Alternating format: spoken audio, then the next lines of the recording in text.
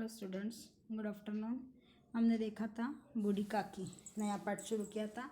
कल इस पाठ का हमने पठन किया था, सिर्फ पाठ वाचन किया था। ये पाठ किसने लिखा है? तो प्रेमचंद जी ने लिखा है। ये पूरा पठन है। अब इसका हम ये देखेंगे, समझा कर देंगे। बुढ़ापा बहुधा बचपन का पुनरागमन हुआ करता है। पुनरागमन यानी वही बात वापस आना, उसको कहा है पुनरागमन। विपरीत वही बात डबल आना। बचपन और बुढ़ापा सरीका होता है। बचपन में कुछ समझता नहीं, वैसे बुढ़ापे में भी समझ के भी बुद्धि नाठी हो जाती है। बूढ़ी काकी में जीवास्वाद के सिवा और कोई चेष्टा न थी और न अपने कष्टों की ओर आकर्षित करने के लिए रोने के अतिरिक्त तो कोई दूसरा सहारा ही।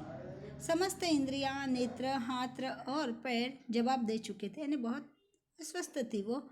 हाथ पाँव कुछ काम करने वाले नहीं थे उस समय पे। जैसे बचपन में हम छोटे बच्चे जैसे करते हैं कि उनको अपने हाथ से कुछ काम करना नहीं होता, उसी प्रकार बुढ़ापे में भी कोई कार्य करना नहीं होता, दूसरे के पराधीन हो जाते हैं हम। इसी प्रकार ये बताया है कि पृथ्वी पर पड़ी रहती और घर वाले कोई उससे बात उनकी इच्छा के प्रतिकूल करते, भोजन का समय टल जाता या उसका परिणाम पूर्ण न होता, अथवा बाजार से कोई वस्तु आती और उसे नहीं मिलती तो क्या करती? वो रोने लगती, सिर्फ रोने का कार्य करती। बाजार से कोई चीज़ लाए, उसको नहीं दी तो रोना, और कोई चीज़ उसको बताए नहीं तो रोना, उसके हिसाब से कोई नहीं मिलती थी तो उसको रोना और सिसकना, यही दो बातें आती थी। और घर वाले उसके पीछे कोई बात नहीं करते तो भी उसको रोना आता था। रोना, उसका सिसकना साधारण रोना न था, वे गला फाड़ फाड़ कर रोती थी। देखो, वाक्य में प्रयोग करना आता है, गला फाड़ फाड़ कर रोना। इसका मतलब होता है जोर जोर से रोना। इसका मतलब क्या होता है? जोर जोर से रोना, यानी थोड़ा भी रोना नहीं था, जोर जोर से वह रोती थी।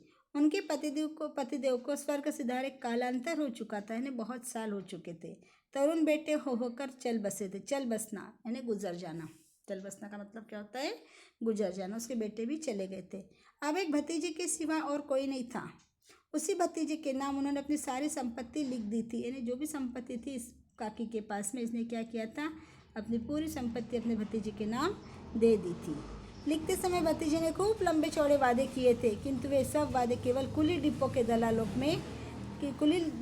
के दलालों के दिखाए हुए सब्ज़बाग थे। देखो क्या बताया है, जब हमको किसी से कोई चीज़ लेना है तो हम क्या करते हैं? मीठी मीठी बातें करते हैं, मीठे मीठे वादे करते हैं कि मैं तुम्हारा सब कुछ करूँगा, तुम ही मेरे हो, तुम्हारे सिवा मेरा इस दुनिया में कोई नहीं, सारी बातें करते।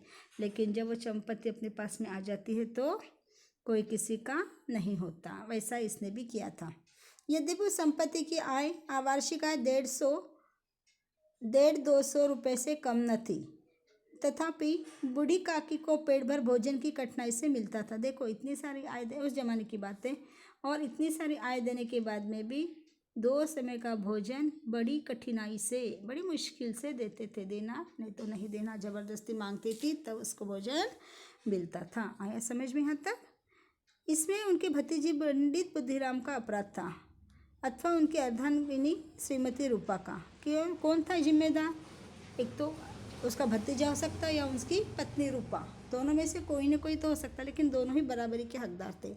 किंतु उसी समय तक, जब तक उनके कोष पर कोई आँच न आए। रूपा स्वभाव से तीव्र थी, सही, पर ईश्वर से डरती थी। किससे डरती थी वह? परमेश्वर से, भगवान से डरती थी कि कहीं मुझे पाप न लग जाए। डरती थी लेकिन देती नहीं थी।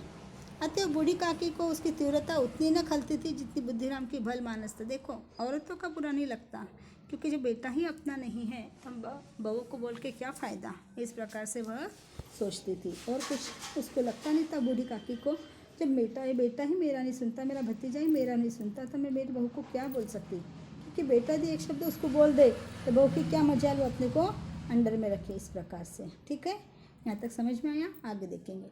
बुद्धिराम को कभी कभी अपने अत्याचार का खेद होता था।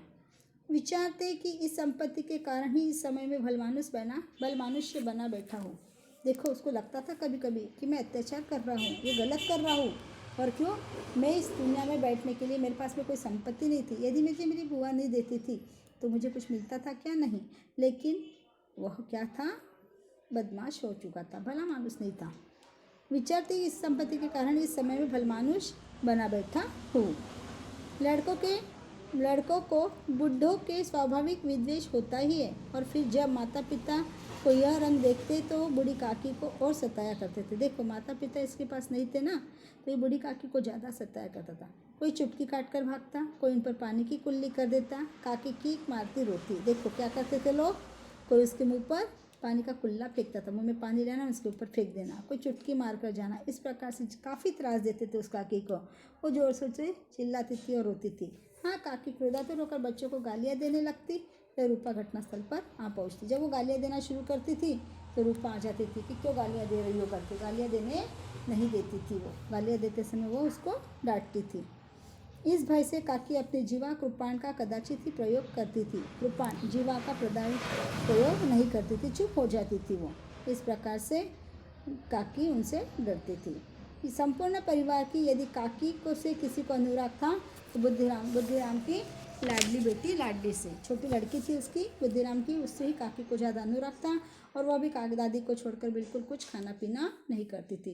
लाडली अपने दोनों भाइयों के भय से अपने हिस्से की मिठाई चबे ना बूढ़ी काकी के पास बैठकर खाया करती, और यह उसका रक्षा करता। बूढ़ी काकी के पास में आ जाती थी, दोनों भाइयों के पास से लेकर मिठाई, और काकी के पास में दादी के पास में आकर बैठ जाती थी और चुपचाप खाने लगती थी। ठीक है, यहाँ तक। इसके आगे का पाठ हम कल देखेंगे। समझ में आया तो आपको इतना पाठ पढ़ना है, पढ़ के आना।